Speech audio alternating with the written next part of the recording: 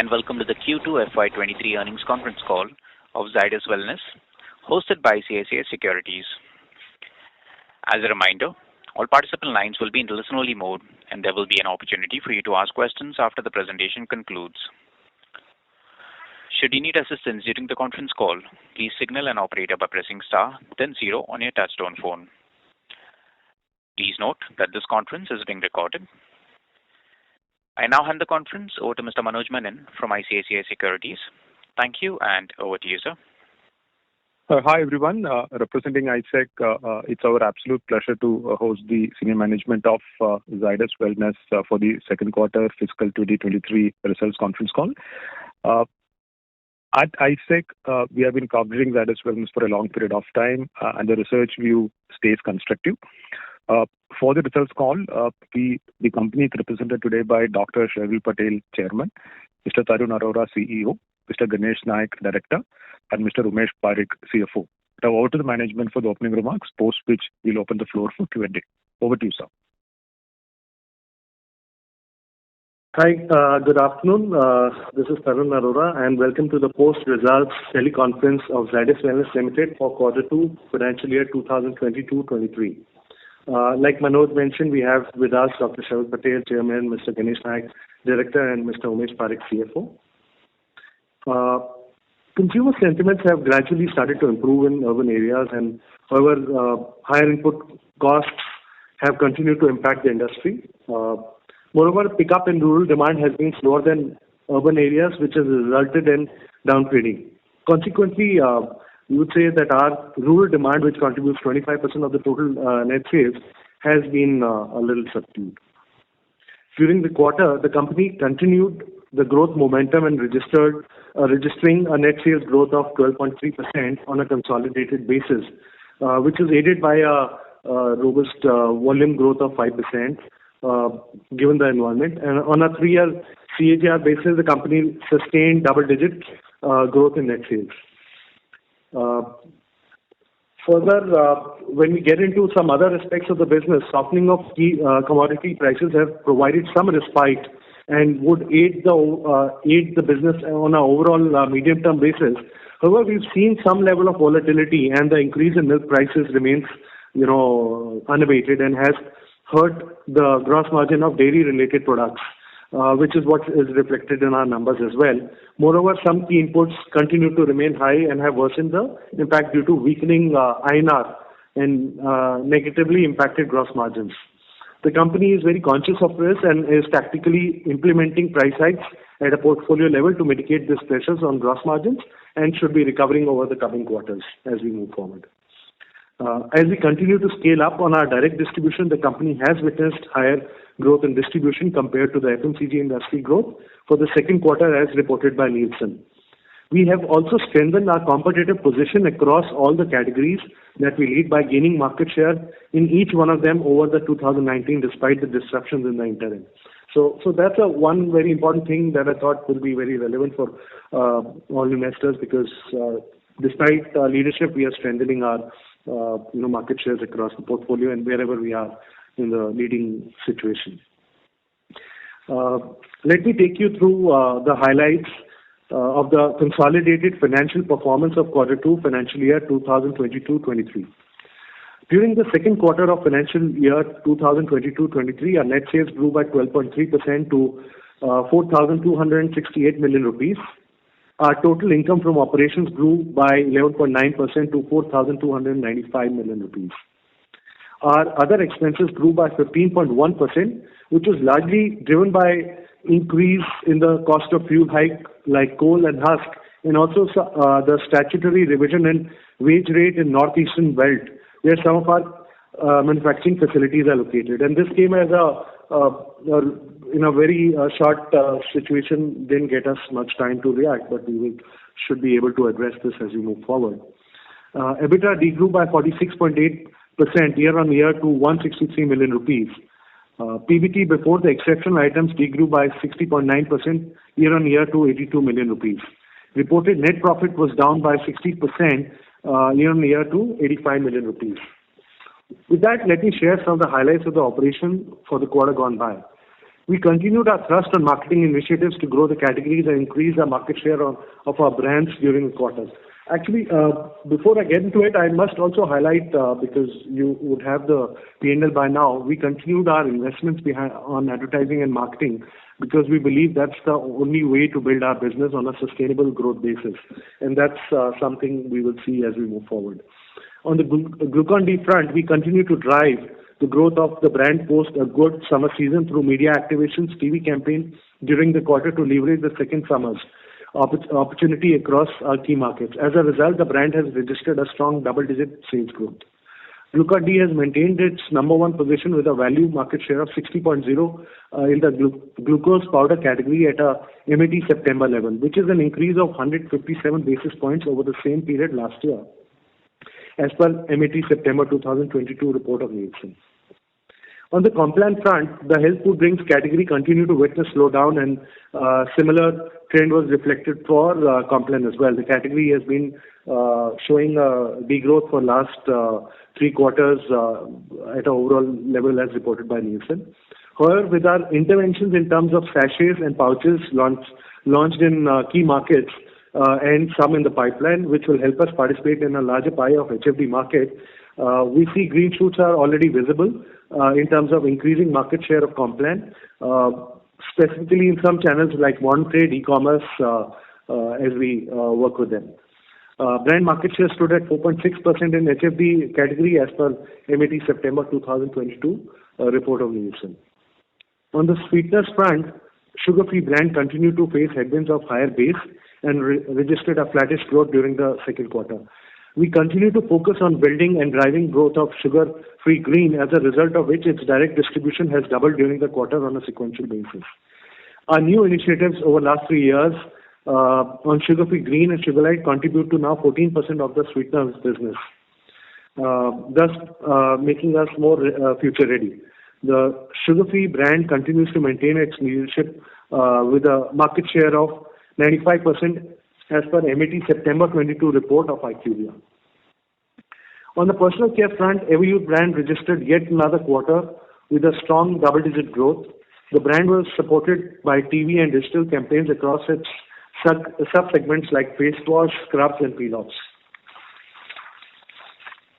Everyuth Scrub continues to maintain its leadership position with market share of 41.8% in the facial scrub category, which is an increase of 269 basis points over the same period last year as per MAT September 2022 report of Nielsen.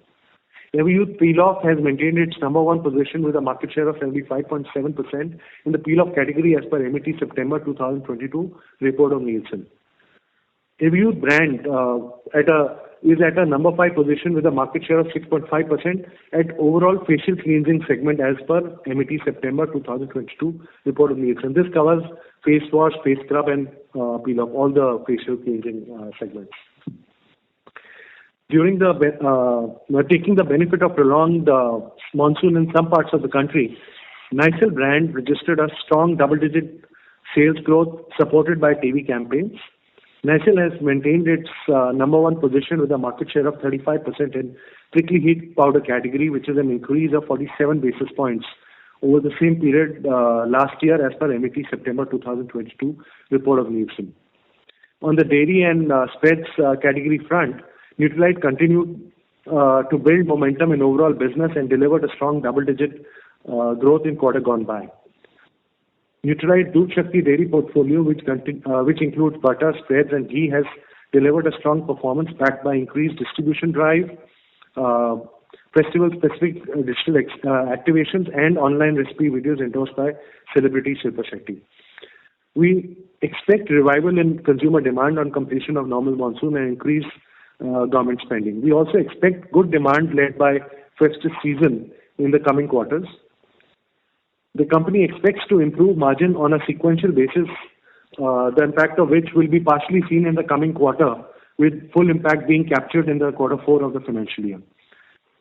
Thank you, and we will now start the Q&A session. Over to the coordinator for the Q&A. Thank you very much. We will now begin the question and answer session. Anyone who wishes to ask a question may press star and 1 on their touchtone telephone. If you wish to remove yourself from the question queue, you may press star and 2. Participants are requested to use handsets while asking a question. Ladies and gentlemen, we will wait for a moment while the question queue assembles. The first question is from the line of Manoj Menon from ICICI Securities. Please go ahead. Now, sir, I got a few questions. I'll take one or two now, and then I'll come back in the queue. One, while we could hear very clearly about the comments about urban, rural, and how some of your brands have performed in your opening remarks. The context of asking this question about demand is that, some of the categories or many of the categories which you have can be classified as discretionary within staples. And in general, we have seen, discretionary top-end consumption, even within consumer staples or FMCG has relatively performed well. And these are statements I'm making based on what I hear from other companies. So feel free to, correct me if those understandings are incorrect for us. So the question here is, could you give some more color in terms of, let's say, the SKU mix, channel mix, which may be giving an indication of confirming that, let's say, the top end of the consumer pyramid, whichever geography it is performing well. The problem is largely with the mass market, poor consumers. It's sort of, let's say, an impact on penetration slowing down. So any further color, whichever cut, on at an overall level, portfolio level, or maybe if you can at a brand level, would be super helpful.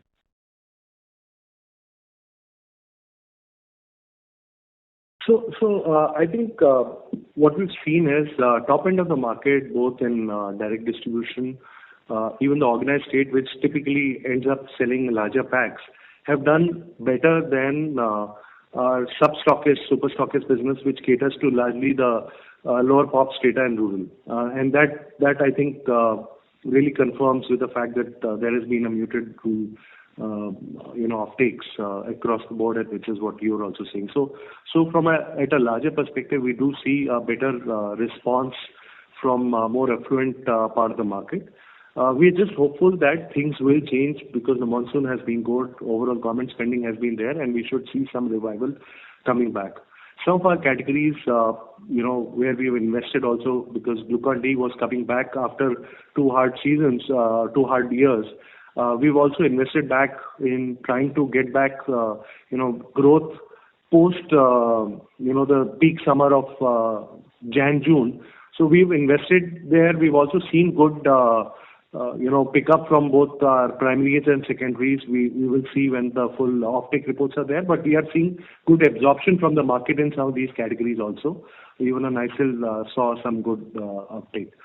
Even the brands which come under otherwise pressure, for example, sugar-free, we've seen sugar-free green doing well, which is a little bit more premium to the base product, responding better, and that does well in also organized trade. So clearly we see a better, offtake from the more affluent, more upper segments. So if I can also add, this is Sharvil here. So I think if you look at the business as a whole, so first and foremost, I think it's important to note that we have had very good volume as well as value growth in this quarter, in despite of the challenges that have been there in terms of overall growth. So the brands are very strong leaders, and they continue to demonstrate that with investments they are able to find better growth. Obviously, it could have been better had the rural and other areas been better, but it's still good to see that they have reacted to it and shown better growth. The second also is that market shares, and we have seen, other than Complan, where we are still to solve for some of the things, that there have been good market share gains across the category. So I think the investments in terms of both distribution, direct distribution reach, as well as some tactical investments on advertisement is all helping. Obviously, we have to be still judicious in terms of how we spend the money. But I think all of those looks like it's positive sign for the brands that once we see some buoyancy because of the season now, we will see some better uptick in the market. Understood. Now one statement I found in the presentation about in which which is very heartening to note was the sugar light performance, that it's doubling of post every time series since launch. Does that apply for the current quarter also? Not really for the current quarter, because that's largely what has happened in the full year of every full year, but not the current quarter. But I can say that Sugar-Free Green and Sugarlite now have become together a sizable portion of our business, and that's why we shared in my conversation, in my initial summary as well, that they now contribute put together about 14% of our sweetener portfolio, and therefore stevia-based products which help us get more future ready and open room for growth are contributing more meaningfully in the sweeteners. But yeah, that momentum is for full years. Sure. And one follow-up on the marketing side of the business, and I have one question on sales, and I'll come back in the queue. Is look, given that many of the categories, or rather I would say most of the categories, you are the dominant player, and you have the primary task of growing the market. The context is, which also would mean that you have to be the innovation leader here. So any qualitative color, I respect the fact that there is a competitive angle comes in, so there's only so much you'll be able to disclose in a public forum. But any qualitative color which you could give in terms of the innovation pipeline which you have?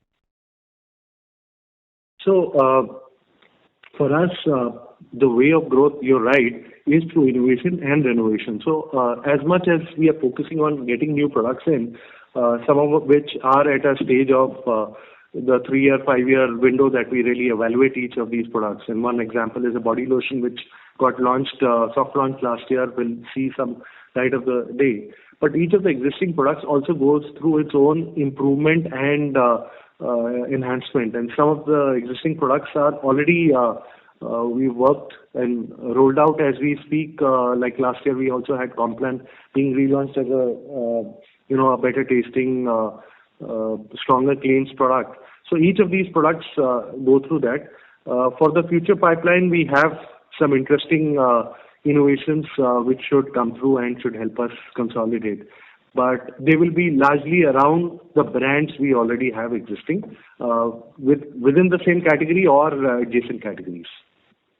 So is it, Tarun, so just to decode what you just said, is it fair to then, for me to understand that the renovation or innovation which you have done in the last, let's say, 12-24 months, the ramp-up of that over the next, let's say, 24-36 months is a likely higher growth driver than, let's say, completely new things? Yes, rather than completely new things, yes. There is a bigger, more important to grow what we already have, and each one of them is large. So whether I take a Doodh Shakti butter, I take a Sugarlite, I take a body lotion, they have enough room for growth, and we will obviously be driving up. The new ones there is always a 2 to 3 year window which any new product needs. So the new products, I can't say there are 1 or 2 which have a good potential, but I will not carry my growth dependence on them. If they grow faster, sure, but largely our growth thesis is based on what we already have in the market.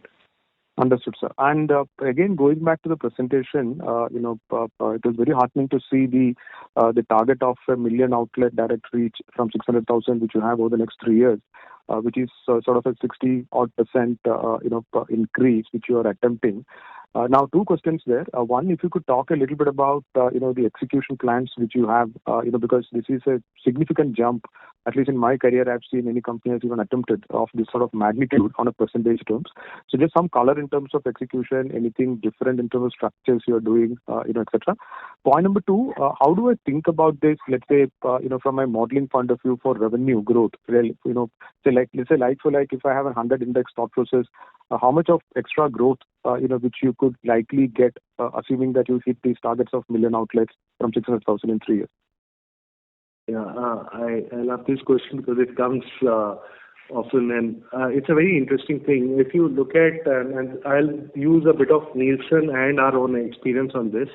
Earlier, there was a very direct correlation between outlets and the sales. Over the last few years, that correlation has reduced, and fact is, if you look at FMCG industry, the rate of growth of any brand, any category has been much lower in general trade than the number of outlets growth. And that's why we are conscious of the fact that it will not have a very, very direct linear correlation with that. And to my mind, first of all, let me just point out, we were talking about 5.4, 5.5 lakh outlets just about 6 months back. So we've already implemented about 500,000 outlets as we speak over the last few months. We are working towards completing a 1 lakh outlet enhancement for this financial year itself, which we'll do. There is a steady plan of taking it up. There is also one new innovation or model which we want to test. It's too early to talk about it in next year and a half, which will help us expand our coverage without taking a relevant increase in cost to serve. The other issue is, and because the number of outlets in general trade, traditional trade is going up, but the throughput per outlet is coming down. Therefore, there is a need to get more and more efficient. The need for us will be, I don't want to prolong this conversation. I'll just touch the high levels because I don't want to take away time to ask other business-related questions. But we will need to get more efficient about it. And the key role with new outlets will be, one will be the growth, the other will be also driving growth of NPDs, which otherwise do not go through the indirect channel. Those will be the key drivers for me to build our momentum around these. Loud and clear, sir. Thank you so much. All the best. I shall come back in the queue. Thank you. The next question is from the line of Kapil Jagasia from Edelweiss Broking. Please go ahead. Thank you, sir. So my first question is on Complan regarding the market share loss. So we have been seeing that we have been introducing sachets and pouches and also entering into NutriGrow.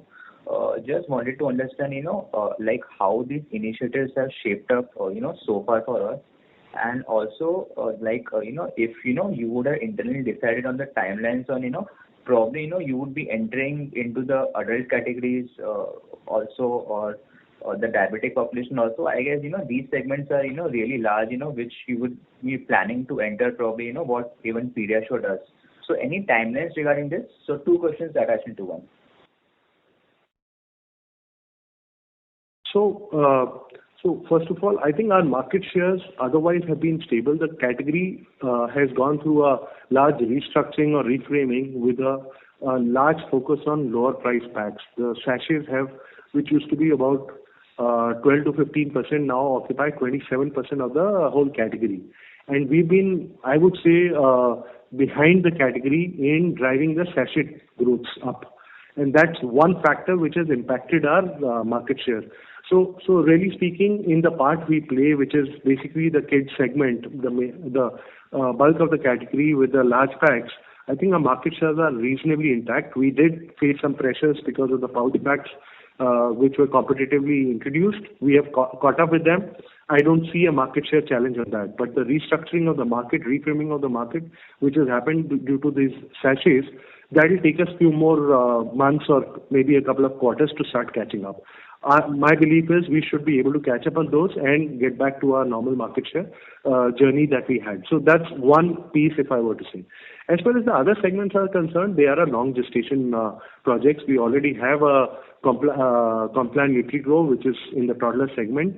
We've seen some good progress on that, but it's still small for us to start talking about a significant shift there. I think adult is some distance away, and we need to first consolidate, get our numbers these right, and then we look at more expansion beyond that.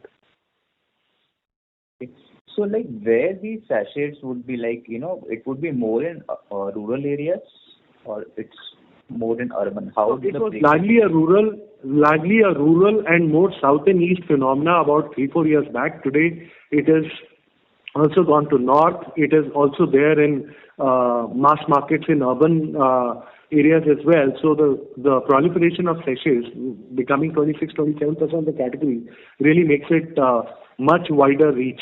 And given the pricing of this category being reasonably high and inflationary times, I think they've just been a space that we see it's proliferating across the board.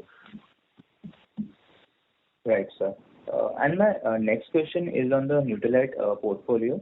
So over here, what would be the proportion of dairy portion of the overall sales, like the one which you have mentioned, sugar-free green, as part of the entire sugar-free portfolio? So the dairy would be how much of this Nutralite portfolio? So we don't, this will be a very detailed breakup. We will not be able to share that at this level, but we have seen good progress on the dairy side as well as the traditional core of Nutralite also. So overall, the brand is done well across the portfolio. Okay. So I understand that, you are not able to give the breakup, but going forward in the next 3 to 5 years, how much the internal targets, can it be a 500 CR category in the next, say, 5 years? Any targets decided internally? So Nutralite will be among the top 4-5 brands and will be sizable enough, if I could say. Okay. And sir, just one last question from my side. In your presentation, it was the currency impact. So, which of the raw materials are usually imported here? So directly, indirectly, a large portfolio has a currency impact. It could be the sweeteners, it has oils, it has got, quite a few things, flavors, fragrances. So there's a wide range of products which get impacted at overall level. And sweeteners in particular is direct. Okay. Great, sir. Thank you for answering all my questions. Thank you. The next question is from the line of Shrenik Pachawat from LIC Mutual Fund. Please go ahead. Hi, thanks for the opportunity. Sir, could you please explain how much is our rural mix in our total sales mix? Because as we highlighted, rural slowdown is impacting us. So I just wanted to understand how much is the rural mix. And sir, my second question is, could you throw some light on the gross margin contraction, sharp contraction? I believe milk inflation would be the main reason for the sharp contraction. So how will the milk inflation be impacting us in the third quarter? Have you taken the required price hikes, or it will continue to impact us? Those two questions. First question is on the rural presence. So we have 25% of our annual sales comes from rural. Okay. And the second question that you have is the gross margin contraction. Gross margin, how will you cover that? So we have already initiated price increases. Like I mentioned in my summary, we have already initiated more than 2% price increase across the portfolio as we speak, and we do see by various actions we will work towards we should see a progressive improvement on the margins as we move forward. And it's largely driven by milk, which Milk is the single largest impact that we've had, and to my mind, it is more of volatility and therefore may not be a sustained issue from a medium-term perspective. So milk is majorly used in the Complan and Nutralite Doodh Shakti, right? That's correct. Okay, and we have taken the required price hikes for offsetting the inflation. Yes, at a portfolio level. So our milk inflation is not fully covered yet. there's a lag, right? You can't get an overnight cover because of inventory as well as converting milk into SMP and then using it. So, but by whatever we have tried to address, our effort is to get back to our current original margin. But in the Complan segment, are we able to take price hikes, as we don't have a big market share? So we can do through a mix of actions. There is action on Complan and there is action on the portfolio level, because at the end of it, we have to deliver as a portfolio. So there is action within the milk portfolio and other products which could support it. That's the power of a brand of the company at a portfolio level. Okay, sir. Thank you so much. Thank you. The next question is from the line of Alok Shah from Ambit Capital. Please go ahead. Yeah, hi. Thank you for this opportunity. The first question is again on the gross margin. While the previous participant did, ask a part of it, what I wanted to check was that, say for example, asparatum, was up in 1Q, is up in 2Q, and in some of the portfolio we have a very strong leadership position.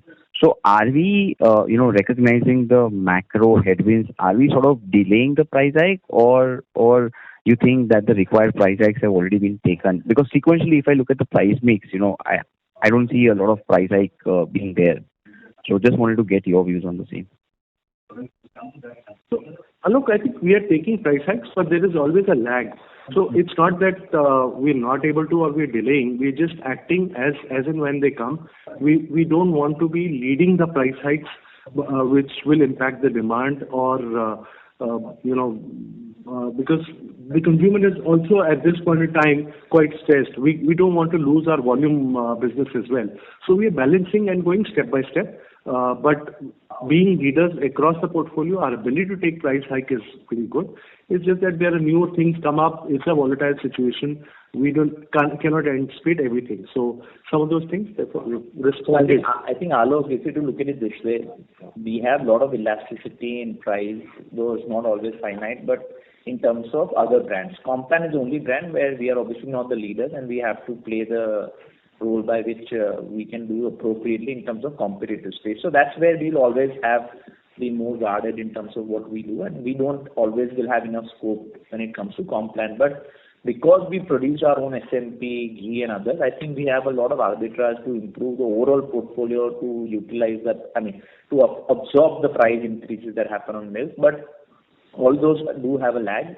And plus, I think this volatility of sharp increase was not ever expected. So that has obviously taken all of us by surprise, that we would see milk going all the way to 53 plus rupees. So I think that's been the challenge, but by and large, brands have the capability to absorb any increases because of input prices. And just to add a small thing, but the government channels also have a lead time in, getting the price corrections done. So it's a mixed bag, but we are at it.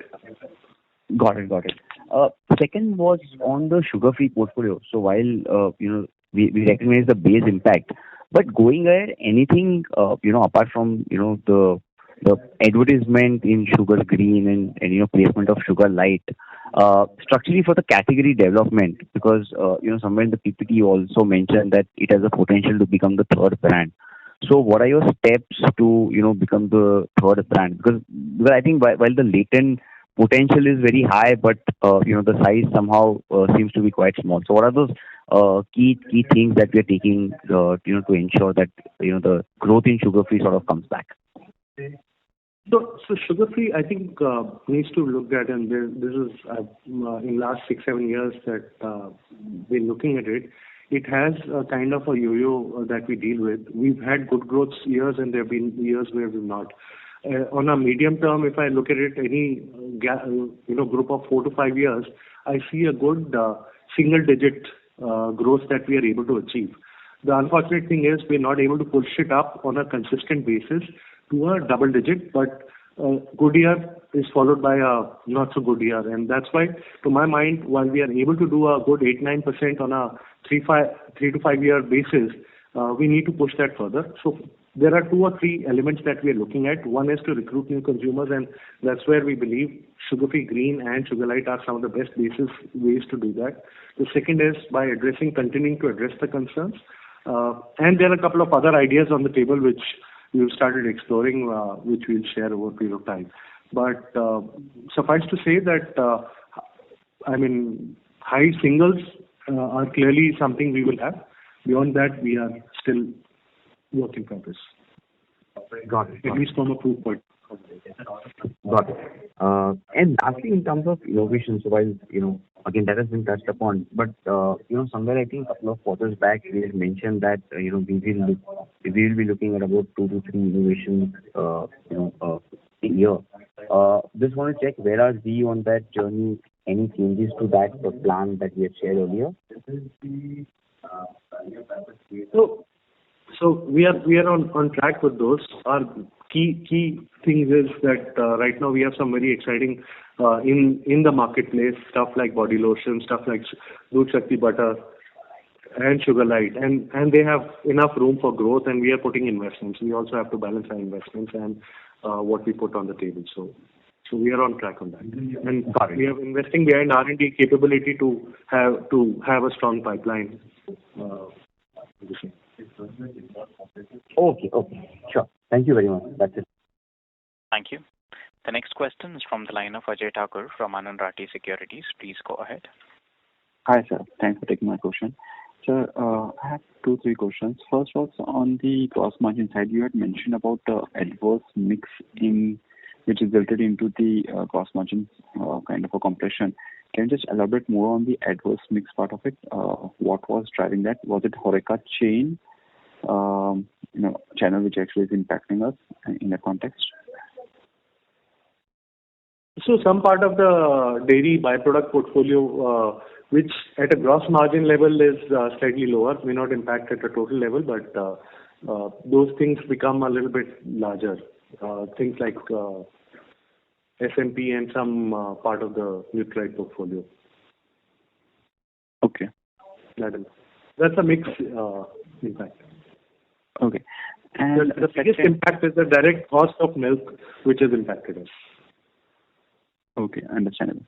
Second, sir, can you just indicate what would be the milk as a percentage of raw material cost for us right now, as in on an annual basis, maybe, if that can be shared, and also palm oil, what percentage it would be as a percentage of the RM cost?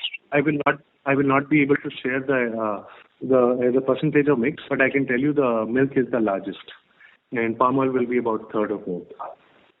Okay. And lastly, we have seen consistent erosion in terms of the Complan market share, but we already have launched the low price point SKUs, 5 rupees, I guess 5 rupees, 10 rupees, and 50 rupees price point. So when do you see that, kind of getting arrested in terms of the market share losses? And also, can we expect some kind of a market share gains also to accrue because of the same? So there are two parts to it. First of all, I think we've started rolling out in last 5-6 months. Not all markets, all sachets have been rolled out. We do it as up to Q3, when it'll be the whole rollout will be complete. In last 4 months, we've already seen recovery of market shares because we share rolling MET data. You may see it with a lag, but we're already seeing improvement in shares. And I specifically mentioned some of the channels also are responding better. Understand. Thanks, sir. Thanks for taking the question. Thank you. The next question is from the line of Shirish Pardesi from Centrum Broking. Please go ahead. Yeah, hi Tarun, Sharvi, good afternoon. Thanks for the opportunity. I have got 3 questions. Starting with Complan as a category, if you have the number, what is the exit September category decline in terms of volume for HFD? I don't remember the volume, but if I remember, it is -3 for January, September, -3% category. 9 months, you're saying? Yeah, January, September. And that -3 is value or volume? Value. Okay. So I'm sure because most of the market leaders also cutting down the prices and trying to give freebies. So obviously value, if it is declined, volume would have definitely taken a hit. But against that, what is the average industry would have taken up price increase in HFD? Maybe about 11%, if my number is right. No. Actually, the price has dropped because of 2 accounts. Some of the large players moved in a large pack, 500-gram packs. They dropped. In the first stage took almost 20% drop. Then they improved some price. So their effective price over the last 2-3 years would be, per unit price would have dropped by 15-16% in my guess. And then the sachets have taken over. They pushed sachets very hard, 5 rupees sachet. And that market over the last 3-4 years have grown from 14-15% to 26 or 27%. So average realization per gram on this market is actually declining. Okay. Got it. Second, on the Everyuth, again, if you could share or help me, even personal care has taken a turn if we see most of the companies who represent the personal care. So in terms of exit, again, the Everyuth category, which is largely into the skin, has also seen the decline? We are at a stage where we are in a good double-digit growth.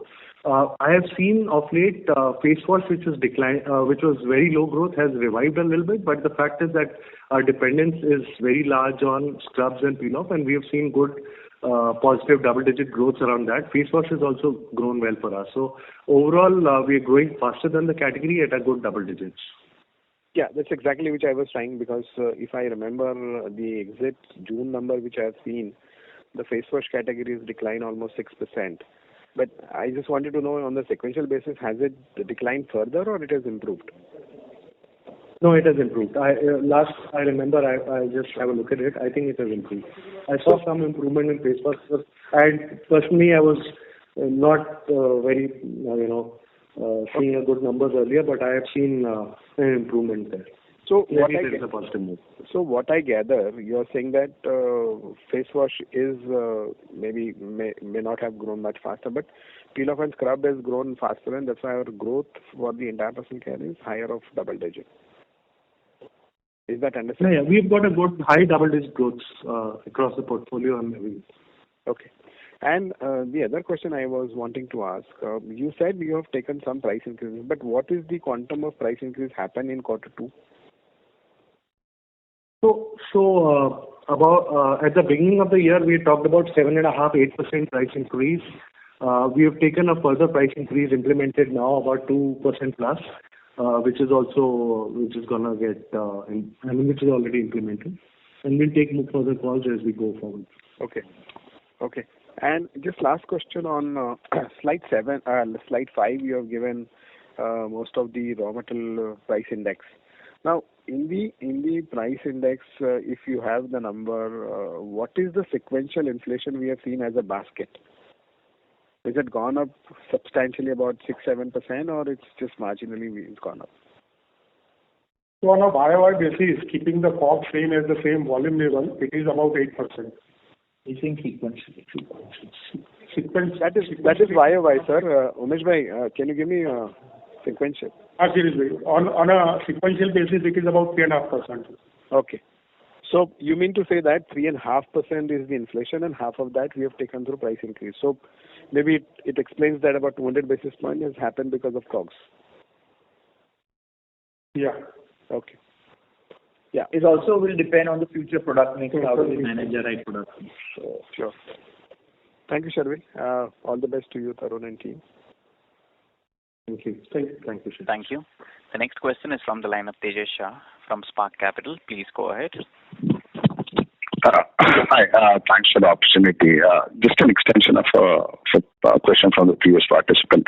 So, should we assume that the price intervention that we have made in the recent quarter is good enough for us to revert back to earlier margin, let's say by fourth quarter, or can it happen earlier as well? Ceteris paribus actually on raw material as they stand today. By fourth quarter, I think we should certainly be able to fully catch up. We are hopeful. We're doing. We're managing it month on month, but by quarter four we should be back to normal. Okay, and just wanted to ask. I think there is also we have to see in the context of how the Zydus Wellness business is, right? The fourth and first quarter are where close to 83-84% of our profits are, and the last 2 quarters are very small. So while we have had a very big headwind in terms of price increases, but in terms of the overall company, these 2 quarters are the smallest quarters when it comes to our profit, which obviously over the period of time we need to improve to see that we have stability there. But I think while we have had the degrowth, I think the degrowth is not as severe because these are very, very small quarters, and a small 3 to 4 crore, 8 to 5 crore change in anything could make a big difference. But meaningfully over the year, because of the strong brands, I think we are still in a good place as long as we're able to make the right product mix and the price changes that we have made. Sure, thanks. Second, just wanted to check, apart from pricing intervention at consumer end, have we cut down any customer promotion or trade promotion to protect margins? No, not really. I think nothing. We've actually focused on investing for growth. There may be a little bit here and there, but largely we've focused ourselves on growth, and therefore no aggressive cuts. We've had to do it in the COVID years when the business had dropped substantially. This year we have a single mindset of driving for growth and managing the inflation. So that's the approach we are following. Great. That's all from my side. Thanks and all the best. Thank you. A reminder to the participants, anyone who wishes to ask a question may press star and one at this time.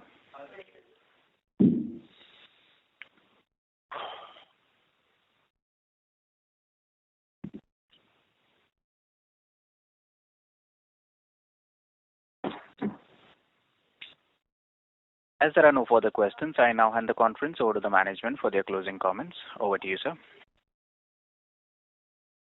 Thank you everyone for participating in the teleconference call.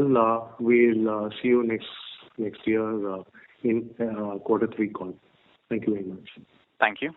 Ladies and gentlemen, on behalf of ICICI Securities Limited, there are more than 20 parties in the conference. Thank you all for joining us, and you may now disconnect your lines.